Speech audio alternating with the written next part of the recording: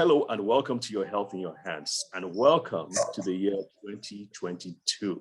Thank God. There is so much that we are grateful for. Everything from protection, for preservation. COVID-19, as you know, has affected so many people and so many businesses and so many lives in so many different ways.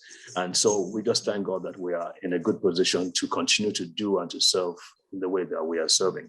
I personally am especially grateful for the protection. We have traveled all over the United States for the work that we're doing with the Brain and Body Foundation. And especially we're grateful to you, our viewers, for your patronage, your faithfulness to watch these programs, to give us feedback, and most especially for the award that we won recently. We have been we were nominated, and later on we won the award for the best TV program for the promotion of health. So thank you. We could not have done that without you. So thank you, and thank you again. The need for Nigerians like you and me to understand the basic fundamental principles when it comes to learning how to take control of your health could not be greater. This is not going to be the last pandemic. There are probably going to be worse pandemics. We have to understand how to take control of our health while taking advantage of whatever is available to us by the government, whether it's vaccines or treatments. But you cannot put aside your own personal responsibility for your health. And that's why we do the things that we do. So we know that there are some basic things like you got to have enough sleep, you have to exercise, you have to move, you have to eat good food. You don't want to eat junk food all the time. You also have to be sure that you are taking your medications, especially if you are diabetic and hypertensive. As you well know, most of the deaths have been in people who are overweight, who have diabetes, who have hypertension, or some other kind of comorbidity or chronic disease. Those are the ones that are being killed, of course, aged by COVID-19. And many times it's because they did not have these diseases under control. So it is super important that we understand these things. In my opinion, something that we seem to have overlooked the most, and which is not being emphasized like I should, and I've come to have a lot of respect for the professionals who take care of this particular field. The field I'm talking about is the field of oral health, dental health, specifically the dentists who are taking care of people within this field. What we are beginning to find out is that the health of your teeth and your gums has a very fundamental, very concrete effect on not just your brain health, but the health of the rest of your body. And it can be the deciding factor as to how well you age and how well you are able to control those other diseases that we're talking about. So this particular presentation will be super, super important.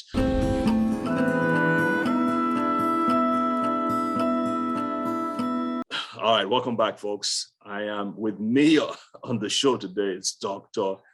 Dayo Oluwadara, who happens to be my former classmate from medical school. So we know ourselves all the way back to, we're aging out, we're dating ourselves now, but 1990. It was supposed to be 1989, but with all the strikes and all that.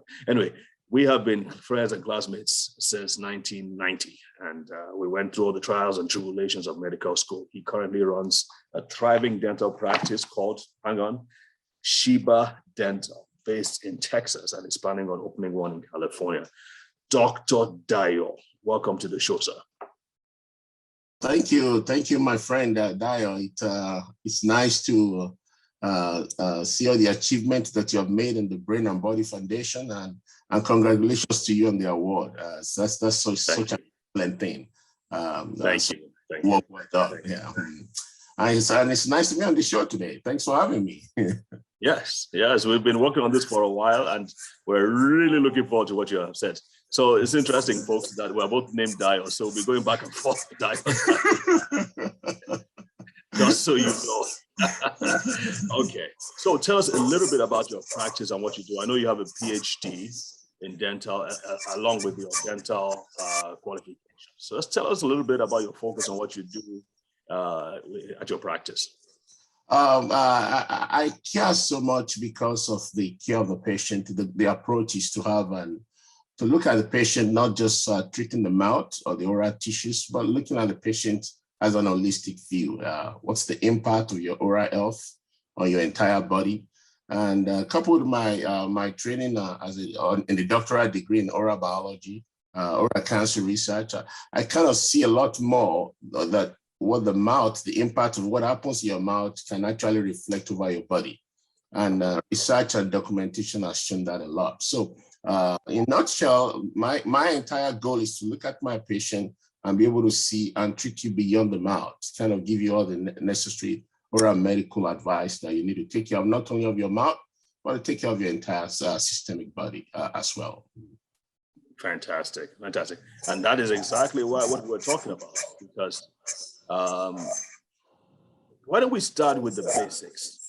Why is it important to have good oral hygiene from your experience and from your research, of course, from theory as well? Why is it so important? Let's start there.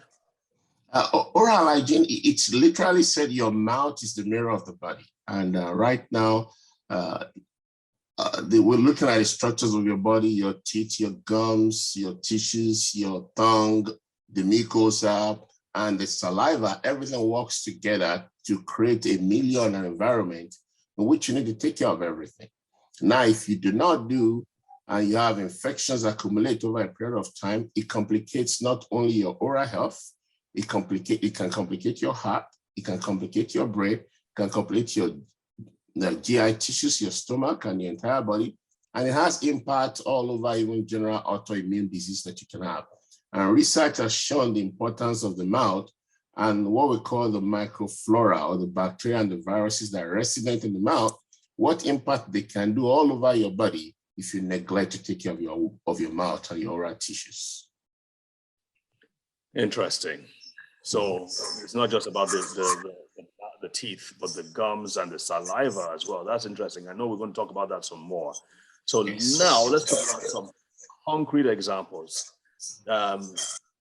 Patients, of course, you don't have to identify them, but in your practice, you've seen this person, you warn them, this person, he was not brushing his teeth regularly, or was not flossing regularly. And you probably were warning him and warning them and telling them to do this, and then eventually something happens. Do you have such cases like that we can point to and you can say what happens when you do not take care of the teeth?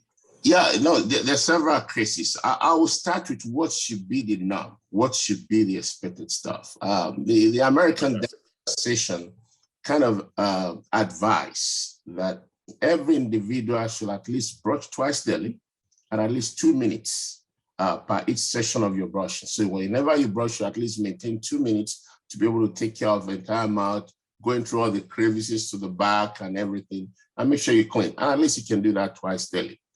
It also twice daily when you wake up and when you go to bed, or is there a specific after?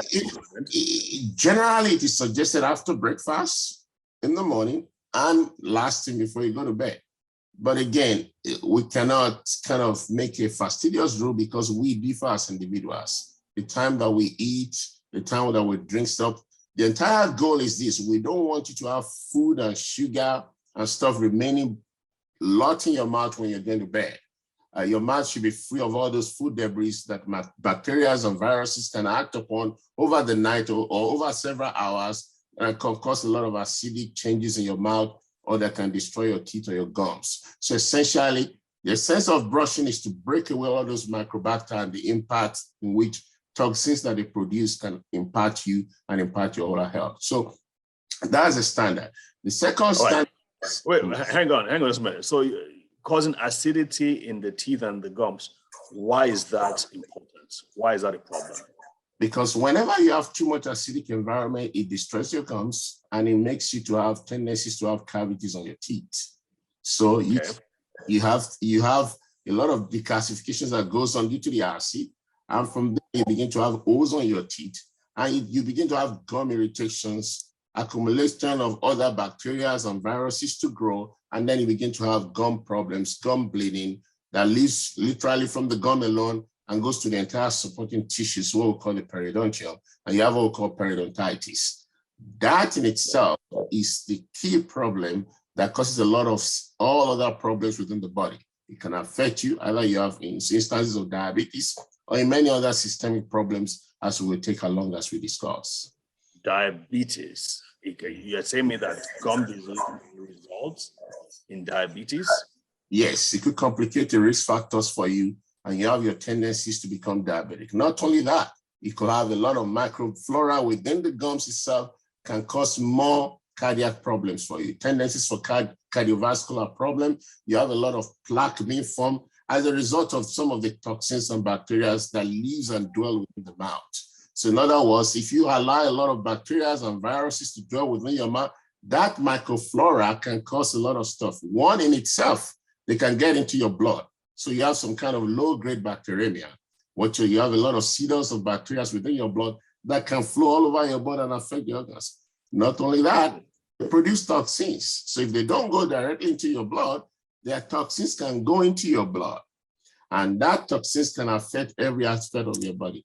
Finally, whenever toxins gets into your body reacts to it. So those inflammatory response from the body itself can also cause destructions to your body. So the mouth is very essential.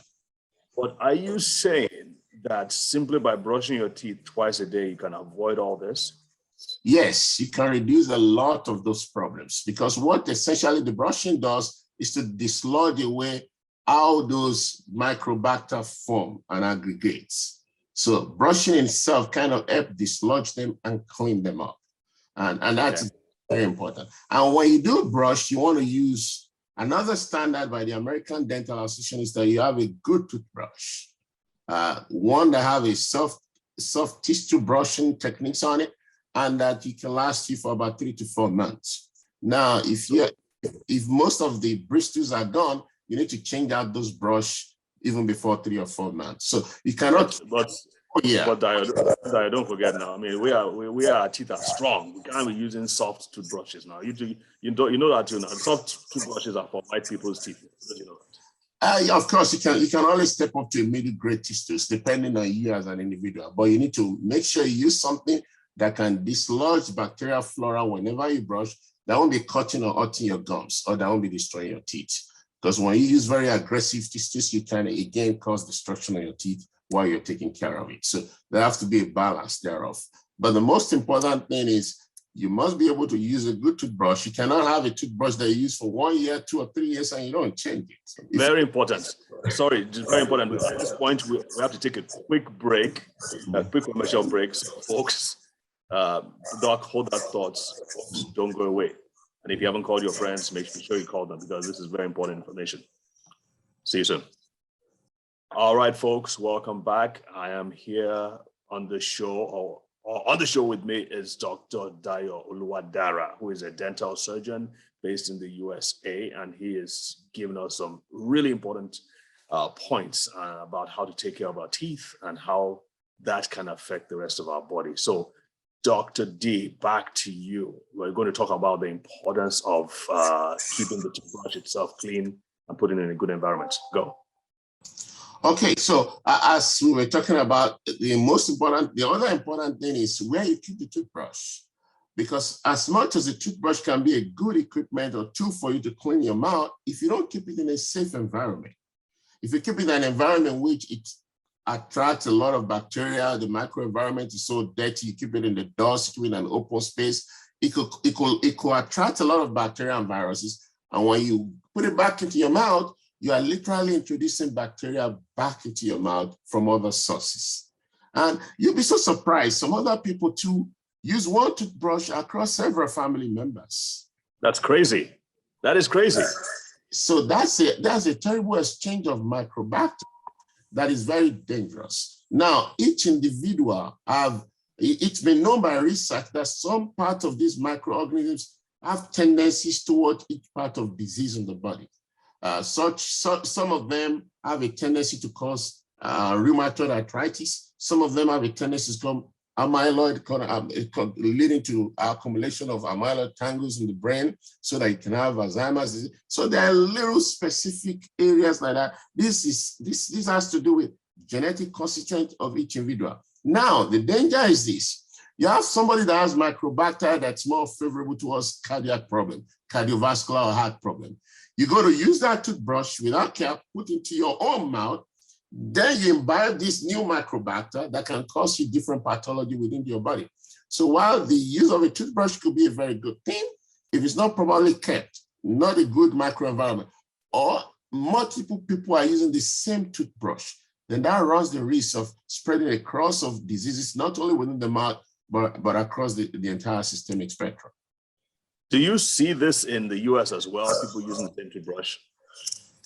I don't have a research to support it, but I know that people are a little careless enough to do all kind of things that are not helping their health generally.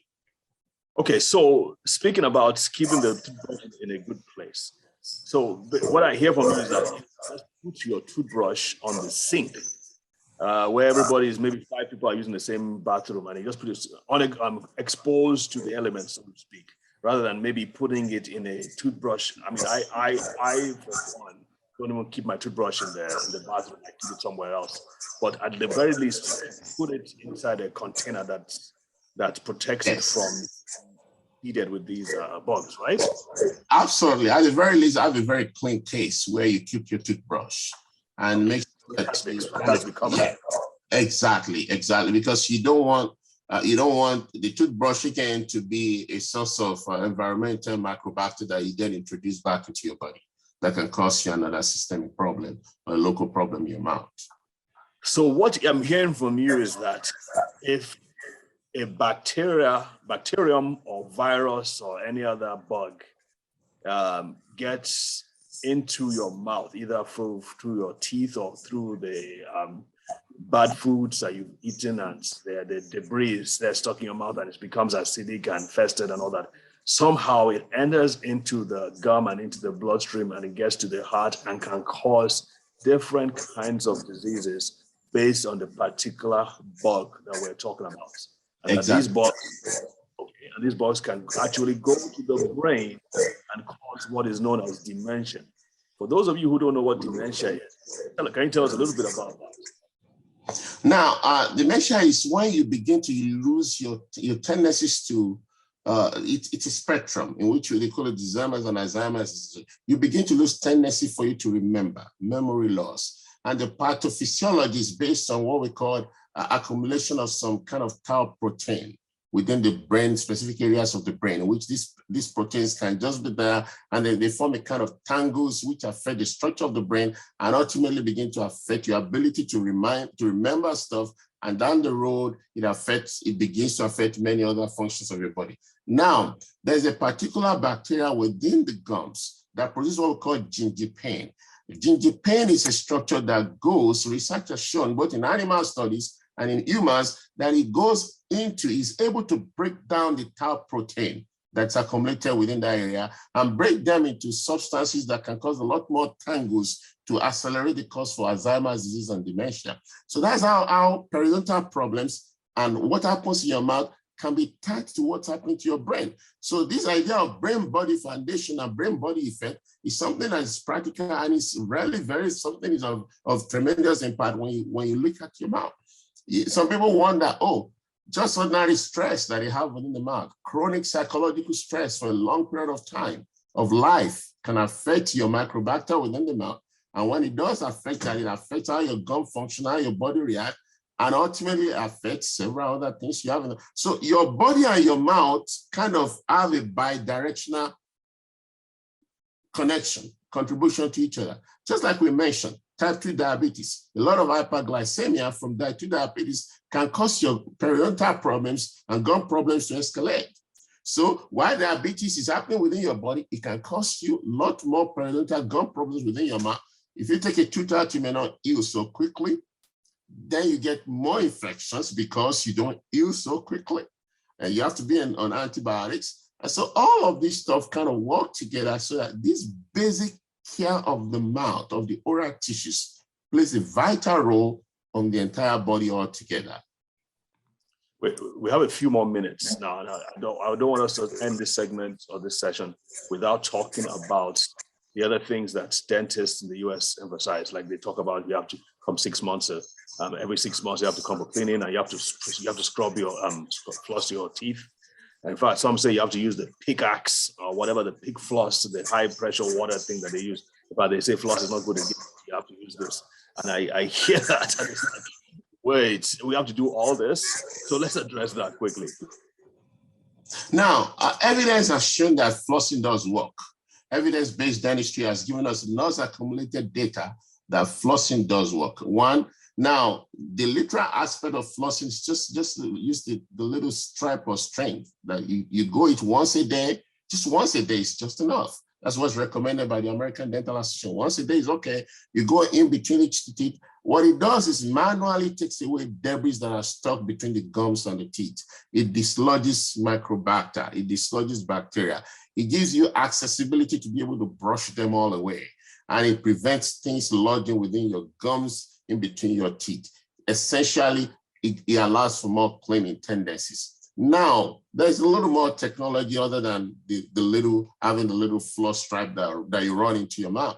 There's now what we call water floss, in which people can just use water going all through it. Evidence has shown all of them works, but now it depends on your choice and what you can afford, because pricing all differs in terms of, but basic old type flossing tendencies and type are still very cheap out there. It's something that should be encouraged. In addition to twice brushing a day, flossing once a day is highly recommended just to keep microbacter away. The microbacter looks so small, but they could cause a lot of pathology for the individual, particularly depending on your immune status. Fantastic, fantastic. And then 6 months? 6 months? Yes, it's a good culture that most people in the United States keep. I would say most in relative to the Nigerian environment. But in terms of even the statistics in the United States, still many people still need to go to see dentists more. But with relative to Nigeria, a lot more people go to see dentists in the United States than in Nigeria. They keep their 6-month appointment. They go for that recall. And what do you do in a recall? The recall is for them to kind of do a checkup on you. You might need 1 or 2 X-rays. They check upon your gums, check upon your tissues, check upon the soft tissues, check upon the hard tissues, the teeth, and make sure they get good. They also correlate what's happening in your mouth with your entire systemic body. When you go to a very standard dentist in the United States, you're going to take your medical history, run everything going in your medical situation, either in your heart, in your body, your blood pressure, renal problem, systemic problem, hormonal problem. They balance everything based on what they're seeing in your mouth. And they evaluate you based on that every 6 months, and they make appropriate recommendations. Basic recommendations will just be cleaning. Most of them are covered by insurance. Most of those 6 months cleanings are covered by the insurance, particularly when it's just basic cleaning. There are occasions in which people need what we call a deeper cleaning, what we call scaling and polishing. That's also covered by insurance to some extent, but it's a good culture most people in the United States have adopted, and it does help. Because when you come in a 6-month period, we can know what's going on in the soft tissues. They can take care of the gums, get all the tatters, the plaque, and the calculus out of them, evaluate with X-rays when there's a need to get something done, and check in your mouth even if there are any features that can cause any tendencies for cancer or anything down the road that can cause a big problem. So it's a 6-month recall that is done mostly by most people in the United States compared to Nigeria. Is something that we should adopt in the Nigerian communities. There's several dentists out there in Nigeria that are great, and I hope we Nigerians can take care of that opportunity. Fantastic. Well said. Well said. So there's so much more we have to unpack, but at this, we've run out of time. So I'm going to say, just do a quick recap, folks. The bottom line here is that you've got to take the health of your teeth, your oral health, more importantly than you are. I would say that's true for 90% of people. So please, first and foremost, brush your teeth regularly. I'm assuming general toothpastes are good. Is there any particular kind that we should avoid, Doc? Any toothpaste that is endorsed by the American Dental Association and by the Nigerian Dental Association is acceptable. These are highly professional body that make decisions based on science. So anything endorsed by the American Dental Association or the Nigerian Dental Association is acceptable by the population. I think it's something that people should go to the market and pick up. Okay, folks, you've heard that. Brush your teeth twice a day, folks. Because if you're only going to brush your teeth once, then you brush it at night. Yes, bros? Yes, doc? Absolutely advisable, because that's when we all sleep and things accumulate in the mouth. Brush at night, floss, and go for a recall every 6 months. They look basic, but they prevent a lot of problems. Absolutely. All right, so we have to wrap it up right now. Thank you, Dio, for being on us, for educating us today. We will look forward to hearing from you again next week, by the grace of God. And thank you again. Thank you so much. Thank you for the Brain and Body Foundation, and have a wonderful 2022, everybody. Let's make oral health a very key, important part of 2022. Have a wonderful one. God bless you. Absolutely. Folks, see you next week. Remember, you can always watch these videos on the NTA website, the NTA YouTube website, and on our website as well, Brain and Body Foundation. In the meantime, take care, stay safe, stay strong. God bless. Bye-bye.